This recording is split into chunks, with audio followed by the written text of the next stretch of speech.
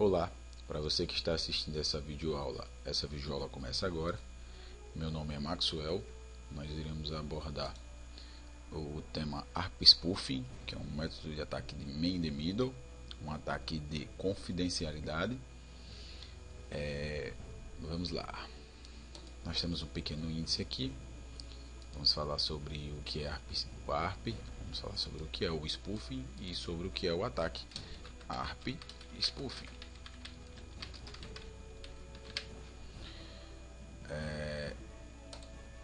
O que é ARP? ARP é o protocolo usado para resolver endereços IP e MAC. É usado em todo objeto que faça roteamento, né?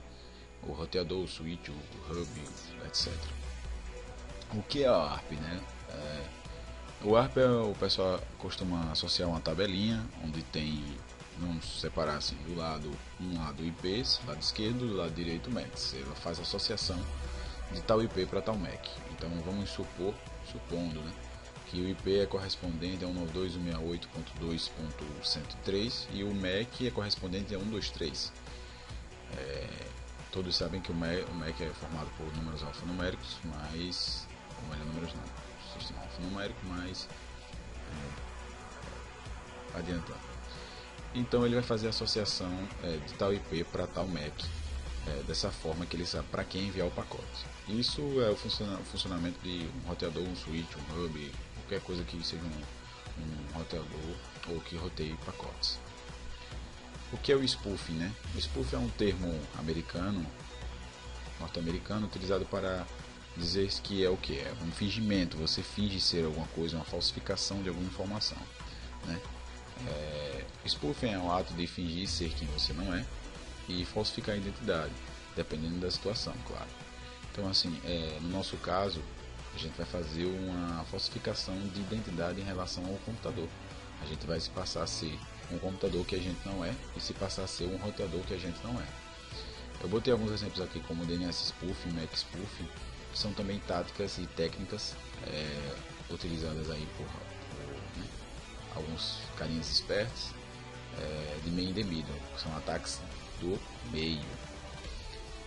Entendendo o ataque, vocês vão ver logo por que a gente classifica como ataque do meio, homem do meio. Veja só, o ataque consiste em enganar o alvo, dizendo a ele que somos o roteador, e enganar o roteador dizendo ser o alvo.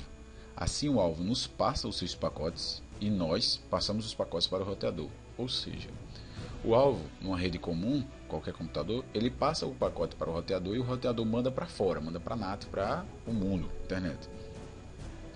Então a gente vai ficar aí no meio entre o computador, o alvo, e o roteador. Então a gente vai ver esse pacote e depois a gente vai passar para o roteador. Mas o roteador, ele tem que saber que esse pacote ele vem do computador original, que termina lá, botando o nosso exemplozinho, com 103. Então a gente vai ter que fingir ser ele. Então a gente vai associar o nosso MAC, a gente vai clonar o MAC, vai spoofar o MAC, e aí quando ele for olhar assim, ele for socializar, pô, isso aqui é o computador que está mandando mesmo o pacote, beleza, tá fechado. E a gente também vai ter que spoofar o do roteador também, para quando o alvo for mandar pro roteador, ele achar, então esse você que é o roteador, né, beleza, então toma aí o pacote, se vira. Então vai funcionar assim, né? Vamos abordar um pouco de prática aqui. Vamos saber para que serve o ataque, né, quais os benefícios. Então, assim, continuando, eu tenho aqui uma máquina virtualizada do Kali Linux, que é um sistema operacional voltado para a segurança, e tenho uma máquina aqui que será alvo, a máquina Windows 7, né, que será o alvo. No Linux, pessoal, ele tem a habilitação de pacote, ou seja, o Linux ele tem a capacidade de habilitar o roteamento de pacotes. Ele pode trabalhar com esse roteamento de pacotes, rotear pacotes. Veja só, para habilitar esse roteamento, a gente vai escrever dentro de que pasta? Dentro da pasta proc, sys, dentro de outra subpasta sys, dentro de outra subpasta net, outra subpasta ipv, poderia ser 4 ou 6, no nosso caso é 4, e no arquivo ip forward, né? Escreveu.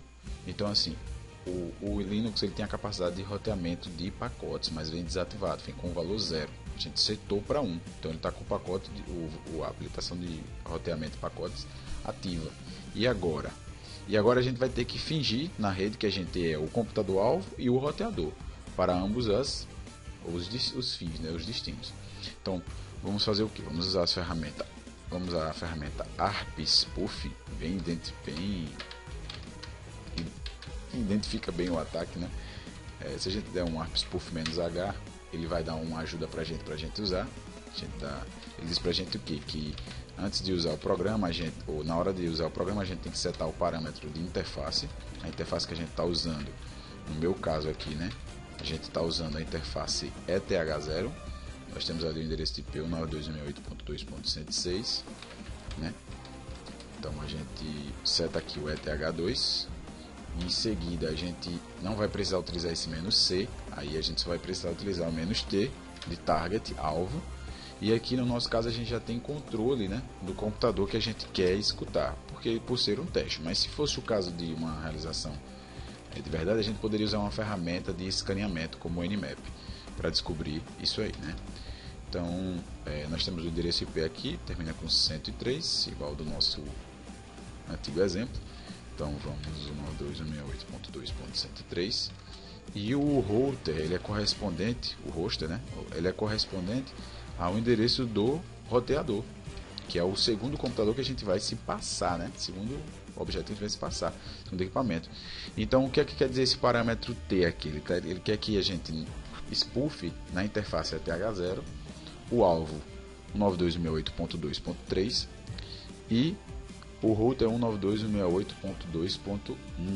Esse "-r" não é de router. Estou usando o router porque é o nome do roteador, aqui é o IP do roteador. Esse "-r" aqui é de reverse. Ele vai fazer tanto de cá para cá como de cá para cá. Ou seja, ele vai tanto fingir ser o roteador para o computador-alvo, como vai fingir ser também o alvo para o roteador. Então, vai trabalhar assim. A gente dá um Enter. Ele vai dar um ARP Reply ali, e aí vai fazer associação de MAC. Vamos só fazer um testezinho aqui. Vamos supor que existe um comando no Windows chamado ARP. Ele fala pra gente que pra gente ver a tabela toda é o ARP -A aqui, ó, exibe a tabela. Então, vai ser rapidinho. A gente dá um "-A" e aí a gente vê aqui, ó, que os MACs, tanto do meu sistema operacional, do Kali Linux, ele corresponde ao mesmo MAC do roteador. Veja, para esse computador ele entende assim. Então ele vai entender que quem é o roteador sou eu. Então ele vai mandar para mim o pacote. Não vai mandar para o roteador, vai mandar para mim. Porque ambos têm o mesmo MAC que o MAC do Kali Linux. Então aqui só para visualizar que funcionou o ARP, né? Então, e agora? Beleza, qual o benefício disso? Qual é o ataque em si? Eu já entendi que é o ataque, mas que benefício esse ataque traz pra gente? Bom, pessoal, como a gente está escutando qualquer pacote que está passando desse computador para o roteador, a gente está escutando todos os pacotes. Então, o que a pessoa fizer aqui na internet relacionado à autenticação, a gente vai ver. Se ela acessa um site, a gente vê. Se ela não vê o site bonitinho no design, mas a gente vê que ela teve uma autenticação HTTP, e abriu isso e fez login disso. Então, opa, login, olha a palavra. Então, assim, qualquer protocolo, desde FTP, Telnet, SSH, HTTPS, HTTP, vai passar para a gente, vai passar por a gente, para depois a gente passar para o roteador. Então, assim, a gente vai poder escutar tudo isso. Então, existem ferramentas que podem fazer a escuta dessa informação, né, que está sendo passada. A gente vai usar o Wireshark, que é uma ferramenta muito popular, existe livro, altos tutoriais no YouTube de como mexer. Essa ferramenta ela é disponibilizada tanto para Windows como para Linux. No nosso caso aqui do sistema operacional, como ele já é voltado para a segurança, ele já traz essa ferramenta dentro dele, no repositório dele. E aqui a interface é bem simples de mexer. Eu não vou ensinar como mexer em cada menu desse, porque no YouTube tem, só basta você botar lá, ou então na própria internet tem livro, tem tudo para o cara pesquisar. Vou só dizer as funções básicas. Bom, pessoal, a gente vai estar escutando na interface ETH0, né? E o que nos interessa, que eu vou querer capturar, vai ser o protocolo HTTP, que é o correspondente à porta 80. Então, assim, a maioria dos sites não tão famosos assim, né? Vamos dizer o Google, nem o HTTP, perdão, o Facebook, eles trabalham com HTTPS. E o HTTPS, qual é a diferença do HTTP para o HTTPS? Né? O HTTP ele trabalha com a criptografia, ou o HTTPS ele trabalha com a criptografia, ele criptografa os arquivos que são passados, os arquivos não, perdão, as informações são passadas nele, os dados são passados por ele. Já o HTTP não, ele passa o texto limpo. Então se a gente colocar aqui login HTTP, vamos ver se a gente acha alguma coisa aqui. Vamos acessar esse link aqui. Então aqui a gente já está na página de login, né? Com o tipo de protocolo HTTP. Então, esse aqui, beleza. Então aqui eu tenho e-mail e aqui eu tenho password, né? Onde são inseridos os campos. Eu vou mandar o Wireshark ele ficar escutando. Ele está escutando qualquer tráfego que passe nesse computador aqui. E agora eu vou logar como e-mail e aqui senha.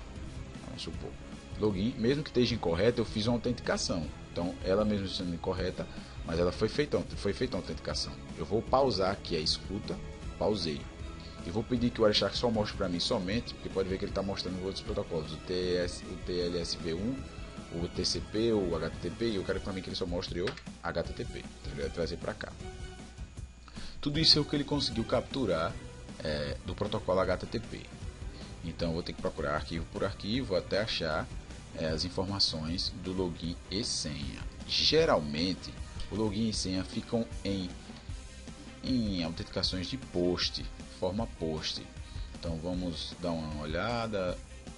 Voltando aqui, a gente tem um get, um HTTP get notify. Vamos ver se desce. Opa, a gente tem um post aqui. Opa, post. Beleza, deixa eu dar uma maximizada aqui. Puxar isso aqui para cima um pouquinho. Opa, aqui a gente pegou. Aqui é o despejo de memória que foi armazenado na hora da autenticação. Esse despejo de memória armazenou que variável para a gente? O que é que ele armazenou aqui? Vamos ver se tem algo importante. Aqui, botei. Ele fala aqui para mim, ó, que na seção, no campo e-mail foi inserido e-mail, foi o que eu digitei. E no campo bpassword ele foi inserido senha. Então veja só, ele passa isso aqui. Claro que não está aqui lindo no campo usuário e senha e a senha, mas perceba que ele passou aqui usuário e senha da autenticação. Então qual é o risco desse tipo de ataque? Esse tipo de ataque, se é utilizado protocolos em que fazem a transferência de texto limpo, sem nenhuma criptografia, a pessoa ela pode autenticar qualquer coisa que você viu, ela está passando para ela, você está passando a senha para ela. Em resumo, você está dizendo assim, ó, toma amigo, leva aí, tá no meio dessas folhas aí, ó, o que tu quer tá no meio dessas folhas aí, procura aí, e ele está procurando, simplesmente assim. O protocolo HTTPS também pode ser burlado, entendeu? A palavra é meio forte, mas pode ser burlado também, quebrado e transformado no HTTP. Também é uma técnica de ARP spoofing, mas é mais demorada, né? Custa mais um tempinho, mas logo estará aí, né?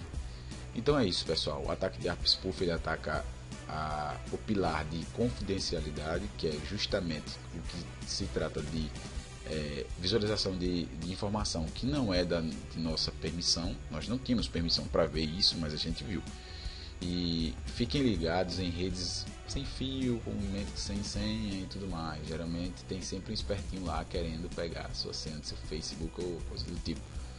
Então é isso. Para você que assistiu, essa videoaula acaba agora e obrigado.